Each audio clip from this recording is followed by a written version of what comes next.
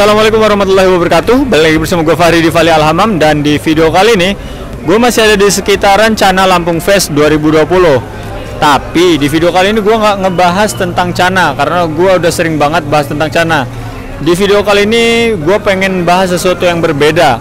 Biasanya gue bahas tentang iwa galak, dan di video kali ini gue pengen bahas tentang iwa-iwa yang imut-imut. Nah, jadi gue lagi ada di standnya Malacit, yaitu Mas Koki Lampung Community. Jadi di sini gue bakal ngobrol-ngobrol bersama komunitas ini tentang ikan Mas Koki ini, karena banyak yang bilang ikan Mas Koki ini peliharanya ribet, terus rentan juga. Jadi gue mau nanya sih, itu bener apa enggak? Buat kalian yang penasaran, yuk tonton terus videonya sampai habis dan jangan lupa di subscribe.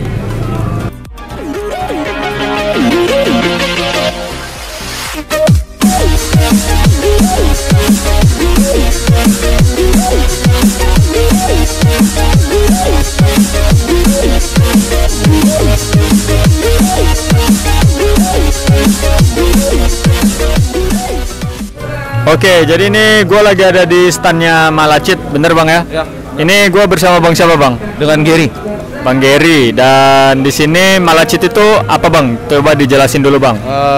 Jadi Malacit itu Mas Koki Lampung Community.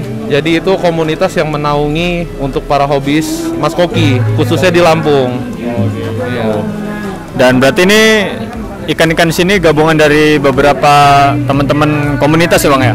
Iya, ikan yang kita bawa malam ini itu semua gabungan dari komunitas Lampung dan memang produk asli Lampung semua.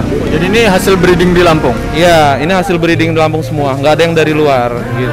Oke, mantep banget ini.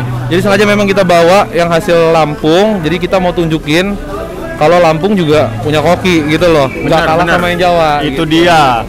Karena kalau kita bandingin juga, kualitas Lampung ini sebenarnya masih bersaing banget ya kan. Malah ada, gue denger tuh di Lampung ini ada yang terbesar nomor 3 di Indonesia, bener gak tuh?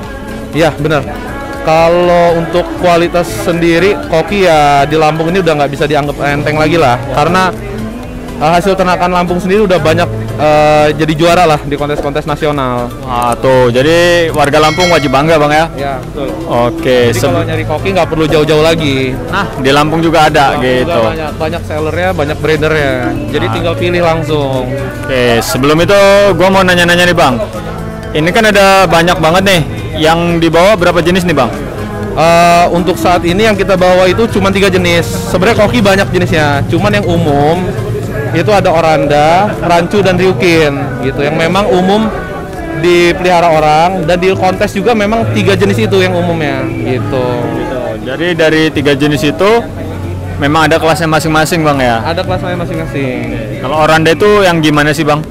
Kalau oranda itu dia ada dorsalnya, ekornya juga panjang. Beda dengan rancu. Kalau rancu dia nggak punya sirip dorsal, ya.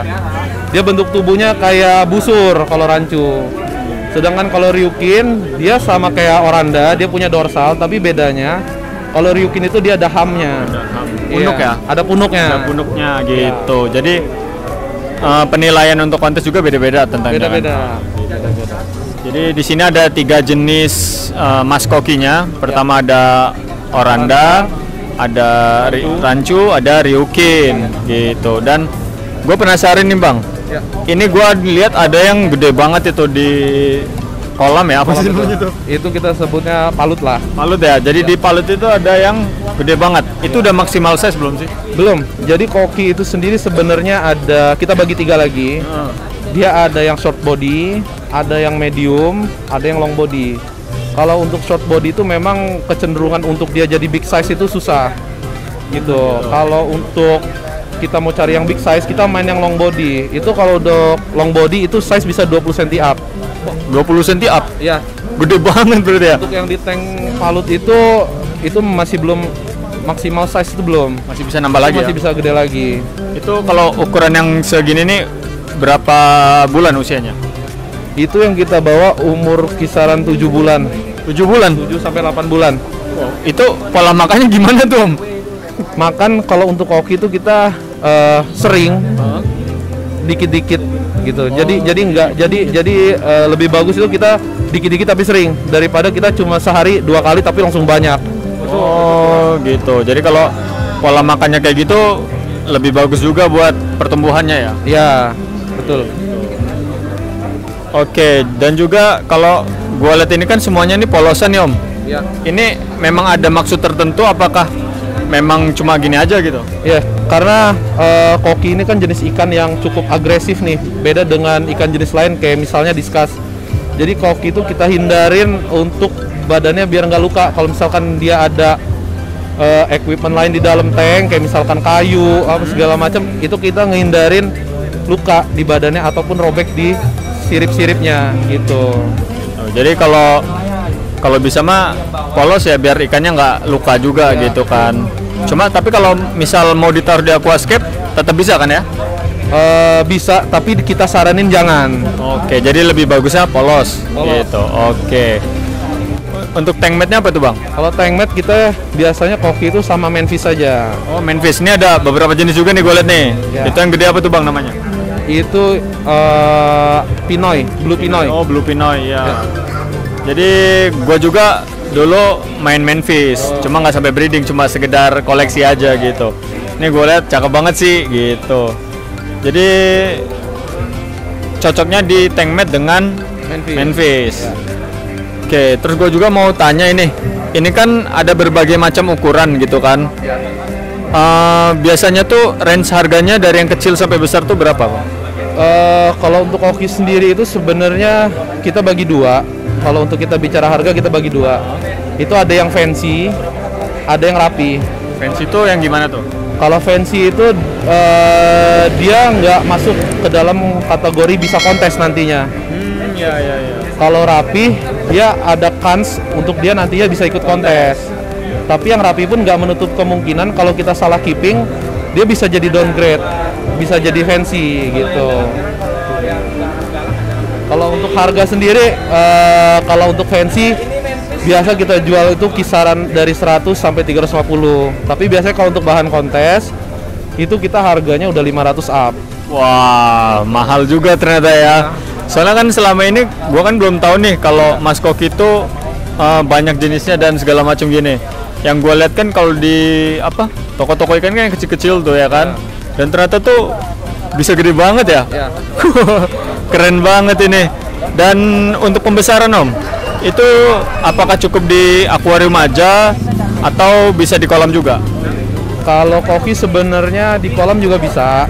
Justru malah di kolam itu lebih enak. Dia lebih cepat pertumbuhannya dibandingkan dengan di akuarium. Oh iya. Jadi memang semakin besar tempatnya, semakin cepat gedenya atau gimana tuh? Iya, begitu.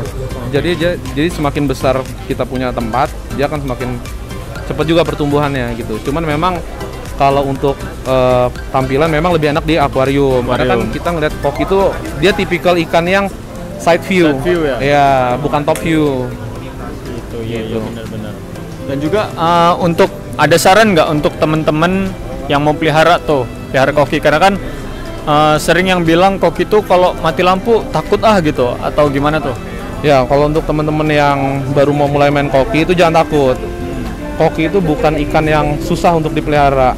Jadi intinya untuk teman-teman, kalian siapin dulu tempatnya, kalian cari-cari dulu referensinya, seperti apa cara pemeliharaan koki yang baik dan benar, baru mulai beli gitu. Jadi jangan langsung beli aja tanpa menyiapkan media pemeliharaannya, itu salah banget. Jadi cari tahu ilmunya dulu lah istilahnya ya. Betul, karena koki itu nggak serumit yang kita bayangin. Gitu. Ya.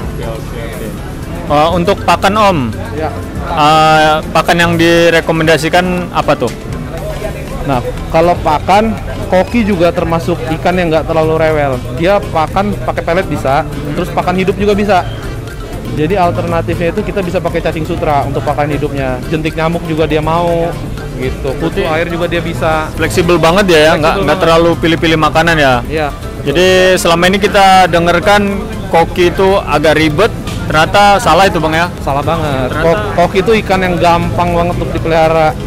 Gitu. Jadi nggak terlalu pilih-pilih makanan, terus juga dia juga tempat bebas, bisa di akuarium, bisa di kolam segala macam ya. Betul. Oke, dan kalau boleh tahu nih Bang, ini lokasi farm Abang ada di mana Bang? Kalau lokasi farm saya ada di Sukarame. Kita home breeding. Home breeding. Kalau teman-teman ada yang mau beli ikan ke Abang bisa kontak kemana tuh Bang? Boleh langsung aja ke WA 0811 722 8900 ke Saung Koki ya. Oke, itu namanya Saung Koki. Ini bersama Bang Gary gitu. Tapi kalau kalian yang masih ada di Bandar Lampung pengen lihat langsung ikannya bisa langsung datang ke sini ya. Bisa. Di Rumah Ikan Solihin kita lagi ada Cana Lampung Fest. Ini dari tanggal 3 sampai tanggal 10 Oktober. Ya. Dan Malacit ini bakal sampai hari akhir ya. Sampai hari akhir kita. Di hari akhir ininya. Acara. Bukan sampai akhirat ya. Jangan. Ya, jadi Malacit bakal ada terus di sini. Ini di dekat pintu masuk Bang ya. Ya. Jadi depan dekat pintu stand masuk. Jadi langsung Aquascape. kelihatan stand kita. Ya, jadi kalau kalian lihat koki-koki di sini bebas, kalau tanya-tanya juga bebas ya. Bebas. Gitu. Karena tujuannya pasti di sini adalah untuk edukasi. Edukasi.